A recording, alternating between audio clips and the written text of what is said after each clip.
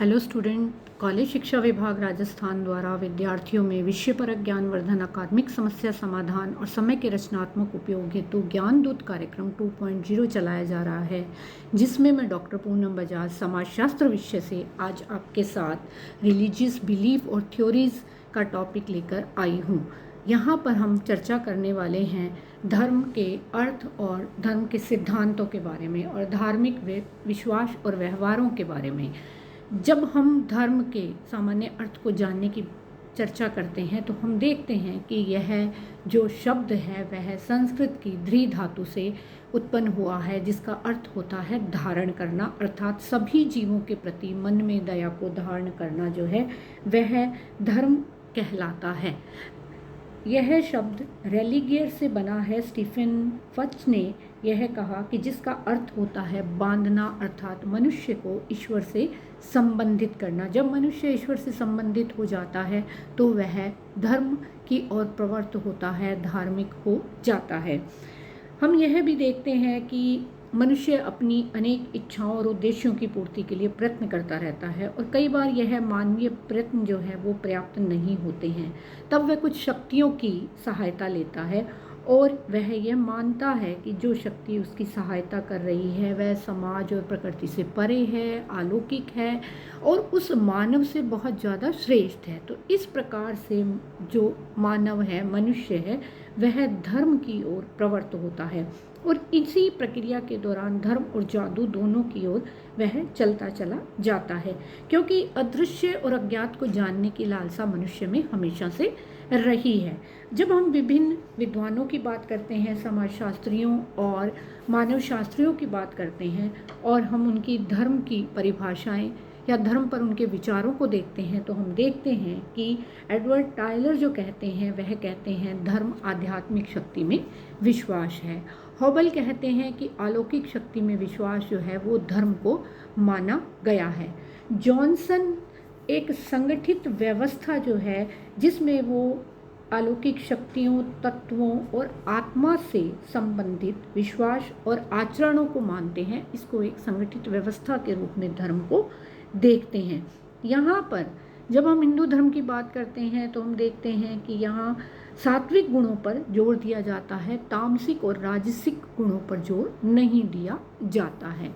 धर्म के लक्षणों की ओर चलते हैं तो इसके लक्षण अलौकिक शक्ति में विश्वास, धार्मिक क्रियाएं, प्रार्थना, पूजा, आराधना, धर्म में व्यक्ति की पवित्रता की जो धारणा है, यानी कि जो धर्म से संबंधित चीज़ें हैं, क्रियाएं हैं, पुस्तकें हैं, प्रतीक हैं, उनको सबको पवित्र माना जाता है।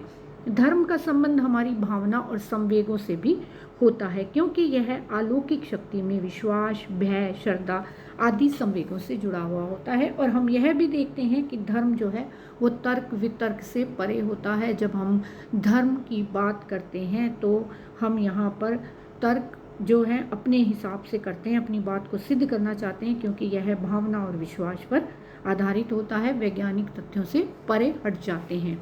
जब हम धर्म के आवश्यक तत्वों को देखते हैं तो उनमें कुछ रिचुअल्स की बात करते हैं, फीलिंग्स की, बिलीव्स की और धार्मिक संगठन की बात करते हैं।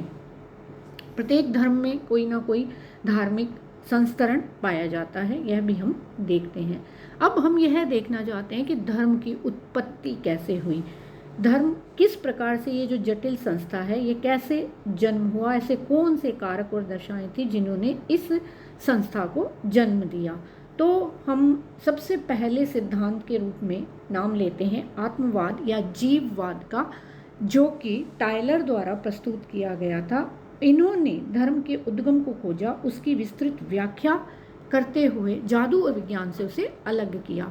इन्होंने इस आत्मवाद के सिद्धांत को दो भागों में बांटा। पहला आत्मा का सिद्धांत, जिसमें यह विश्वास किया जाता है कि मनुष्य में आत्माएं होती हैं और वह उनकी मृत्यु के बाद भी रहती हैं। दूसरा प्रेतों का सिद्धांत, जिसके अनुसार ऐसी आत्माओं को स्वीकार किया जाता है जो मनुष्य की आत्मा से अलग हैं, जैसे कुछ देवी आत्माएं। अब मनुष्य जो है इन आत्माओं से डरता है, उनके प्रति श्रद्धा रखता है, भय रखता है और इस प्रकार से वह अपने जीवन की विभिन्न आवश्यकताओं के समय इन्हें याद करता है। यह भी कहा जाता है कि मनुष्य जो है वो आत्मा की एक छवि बनाता है, आत्मा को एक पतली निराकार मानव प्रतिमूर्ति के रूप में, छाया के रूप में देखता है।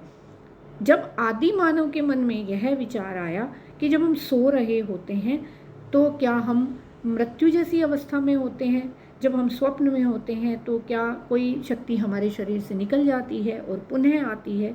तो इस प्रकार से आदिम मनुष्य दो प्रकार की आत्मा की धारणा को अपने मन में पैदा करते हैं, जिसे टायलर समझाने का प्रयास करते हैं। एक तो मुक्त आत्मा, दूसरी बॉडी आत्मा। मुक्त आत्मा मनुष्य के शरीर से बाहर चली जाती है और हर तरह के अनुभव करके पुनः लौट कर आ जाती है, जबकि शरीर आत्मा जो है जब एक बार छोड़कर चली जाती है तो वह पुनः नहीं आती है। तो इस प्रकार से टायलर जो है वो आत्मवाद या जीववाद का सिद्धांत देते हैं। दूसरे सिद्धांत के रूप में हम मानववाद को देखते हैं, जो जीवित सत्तावाद का सिद्धांत है, जिस सिद्धांत को मैक्स मूलर समझाने का प्रयास करते हैं। और वे कहते हैं कि प्रत्येक वस्तु, चाहे वह जड़ हो या चेतन, उसमें जीवित सत्ता होती है, वह है जो कि अलौकिक होती है, और इसी सत्ता में विश्वास और उसकी आराधना और पूजा से धर्म की उत्पत्ति होती है। वह मेलेनेशिया की जनजातियों की बात करते हैं और कहते हैं कि मेलेनेशिया के लोग अलौकिक शक्ति को माना के रूप में मानते हैं और कहते हैं कि किसी भी कार्य की सफलता या असफलता में इस माना शक्ति का बहुत बड़ा हाथ होता है। जब भारतीय हम समाजशास्त्रियों और मानव शास्त्रियों की बात करते हैं तो मजूमदार और मदान भी हो जनजाति, बोगा जनजाति में इस अवधारणा का उल्लेख हमारे सामने रखते हैं। कॉडरिगीटन कहते हैं कि माना एक ऐसी शक्ति है जो शारीरिक और भौतिक शक्ति से बिल्कुल अलग है। यह भले और बुरे सभी रूपों में कार्य करती है। इस पर नियंत्रण पाना लाभदायक हो सकता है और यह चीज़ों पर प्रभाव डालती है, मनुष्य की शक्ति से परे है, तो इसलिए इसको अलौकिक शक्ति माना जाता है। तो हम यह देखते हैं कि मानववाद की जो अवधारणा है वह एक ऐसी शक्ति के रूप में सामने आती है। आदिम मनुष्य इसकी कल्पना करता है और वह कहता है कि इस शक्ति के सामने वह झुकता है, नतमस्तक होता है, पूजा आराधना करता है और जीवन में सफलता प्राप्त करता है। तीसरे सिद्धांत के रूप में हम देखते हैं प्रकृतिवाद का सिद्धांत, जो कि जीवित सत्तावाद का ही एक रूप है। इन्होंने धर्म की उत्पत्ति को प्राकृतिक शक्तियों और घटनाओं और उसकी पूजा में ढूंढा। मैक्स मूलर स्वयं एक जर्मन विद्वान थे और संस्कृत भाषा के जानकार थे। इन्होंने कहा कि जैसे हम पौराणिक कथाओं में सौरमंडल, तारामंडल इत्यादि को देखते हैं कि ये कैसे चमकते हैं, इसे देखकर आदि मानव के मन में अनेक जिज्ञासाएं उत्पन्न हुई। उसने अनेक प्रश्नों का उत्तर खोजने का प्रयास किया। वे मिस्र की बात करते हैं, क्योंकि हम कहते हैं कि संस्कृति का उद्गम मिस्र से हुआ। वहाँ पर सूर्य को सबसे बड़ा देवता माना जाता है, जिसे रा कहा जाता है। तो इसी तरह से आगे चलकर सूर्य, चंद्र, वायु, अग्नि, अनेक पेड़ पौधों, वर्षा इत्यादि की पूजा, प्राकृतिक चीज़ों की पूजा जो है वह होने लगी। और यह माना गया कि इन प्राकृतिक वस्तुओं में अवश्य ही कोई शक्तिशाली वस्तु निवास करती है जो इनका संचालन, नियंत्रण और निर्देशन करती है। तो इस प्रकार से प्रकृतिवाद का सिद्धांत हमारे सामने आता है। नेक्स्ट सिद्धांत की हम बात करते हैं फ्रेजर के सिद्धांत की। फ्रेजर जो है उन्होंने अपना सिद्धांत अपनी पुस्तक द गोल्डन बो में प्रस्तुत किया और उन्होंने कहा कि जिस प्रकार से आदि मानव जो है वो मानता है कि वस्तुओं के साथ किसी ऐसी चीज़ें हैं जिनका त्रुटिपूर्ण संबंध है, जैसा टायलर बता रहे थे कि जादू का आधार आदि मानव ने वस्तुओं के त्रुटिपूर्ण सह संबंध को माना और इस प्रकार की साम्यता को वो इसका कारण समझ बैठे। फ्रेजर ने इसी चीज़ को लिया और उन्होंने इस एनालॉजी को ग्रहण करके लॉ ऑफ सिंपैथी, सहानुभूति का नियम दे दिया। उन्होंने माना कि पहले जादू टोने रहे होंगे और जब आदि मानव ने प्रकृति पर नियंत्रण पाने के लिए जादू का प्रयोग किया, कई बार वह असफल हो गया, तो उसने एक ऐसी शक्ति की कल्पना की जो कि मनुष्य के वश में तो नहीं थी, लेकिन पूजा आराधना द्वारा वह अपने उद्देश्यों में सफल होता चला गया। उसने उसे धर्म का नाम दिया। तो पहले और दूसरी स्थिति में, पहली में वे जादू टोनों की बात करते हैं और उसके असफल होने पर अलौकिक शक्ति की पूजा और आराधना की बात करते हैं। अब हम देखते हैं धर्म के सामाजिक सिद्धांत को, जिसे प्रस्तुत किया जिसकी बात जो है दुर्खिम बहुत विस्तृत रूप से करते हैं अपनी पुस्तक elementary forms of religious life में। वे कहते हैं कि धर्म की प्रकृति, उत्पत्ति, प्रभाव जो है वह सब जो है हमें जानने चाहिए। उन्होंने समाज को देवता के रूप में माना और कहा कि धर्म सामूहिक चेतना का प्रतीक है। उन्होंने यह भी बताया कि आदिम मानव इतना बुद्धिमान नहीं था कि वह प्राकृतिक और अलौकिक घटनाओं को उसी रूप में समझ पाता जिस रूप में वे थी, और धर्म को उन्होंने कोई बहुत सरल वस्तु भी नहीं माना। और उन्होंने तो कहा कि धर्म का वास्तविक आधार तो स्वयं समाज है।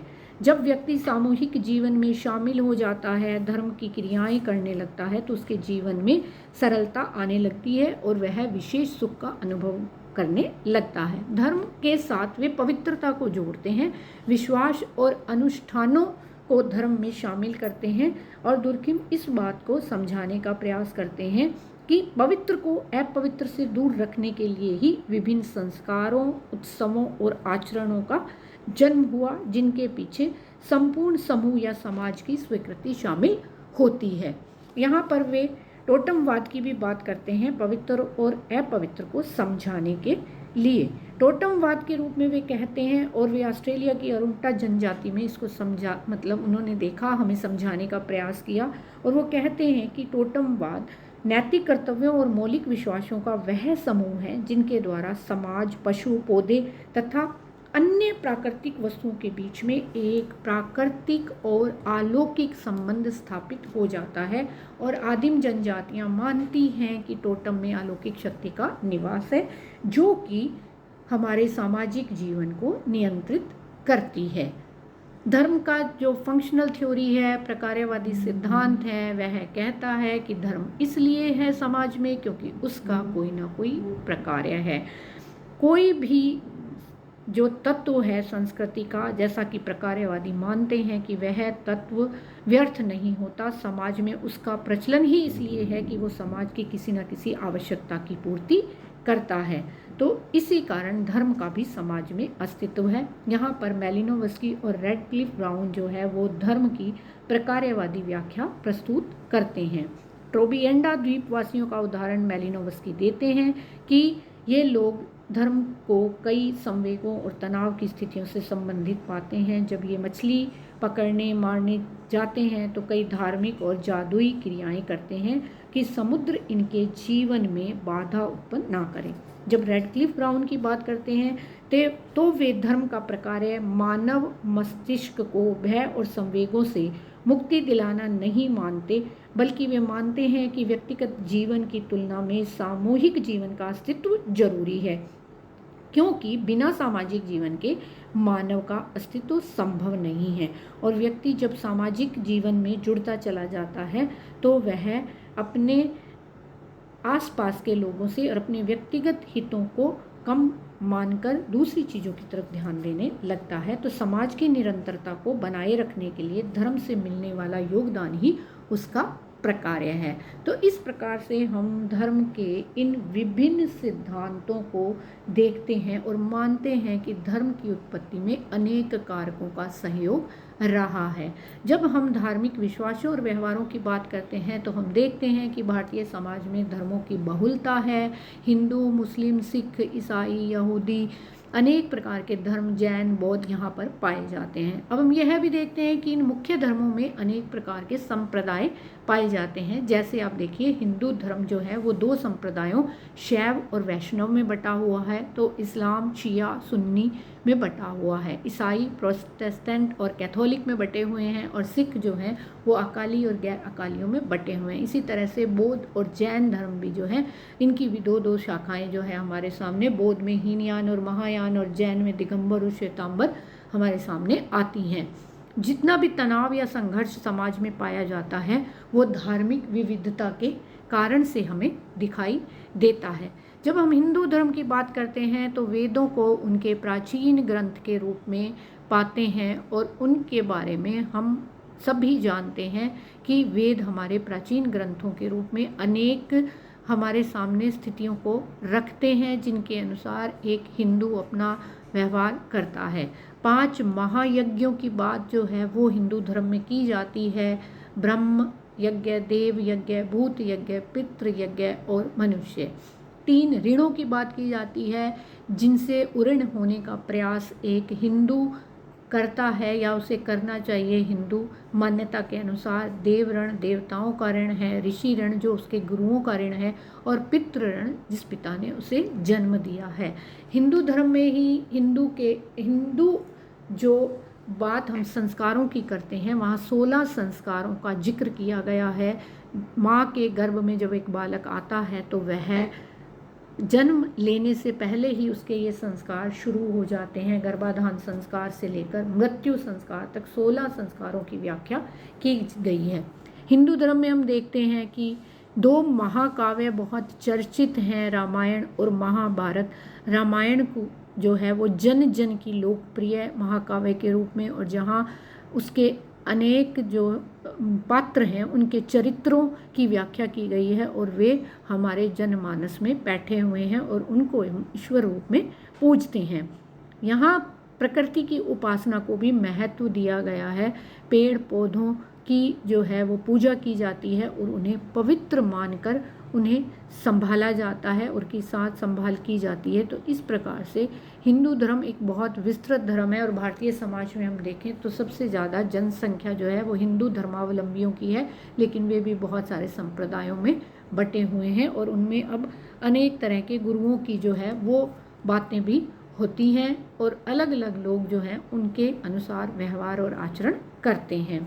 जब हम मुस्लिम या इस्लाम धर्म की तरफ जाते हैं तब हम देखते हैं कि अल्लाह की इच्छा इसमें सर्वोपरि मानी जाती है, जिसमें समर्पण की बात की जाती है। इनकी पवित्र पुस्तक कुरान मानी गई है और हजरत मोहम्मद जो हैं वो इस्लाम के प्रवर्तक माने गए हैं। यह एकेश्वरवादी धर्म है जिसकी विशेषताओं के रूप में हम देखते हैं कि एक मुस्लिम धर्मावलंबी को 5 बार नमाज पढ़ना चाहिए, कलमा पढ़ना चाहिए, रोज़ा रखना चाहिए, ज़कात और हज की बात उसमें की गई है, यानी कि अपनी आय का 40वां हिस्सा दान में आवश्यक रूप से देना चाहिए और मक्का और मदीना की उसको अपने जीवन में एक बार यात्रा करनी चाहिए, जो कि उनका पवित्र धर्मस्थल माना गया है। तो इस प्रकार से हम हर धर्म के अपने धार्मिक विश्वासों और उनके व्यवहारों को देखते हैं। सिख धर्म की उत्पत्ति हम देखते हैं कि हिंदू धर्म की बहुत सारी रूढ़ियों और अनेक कारणों से हमारे सामने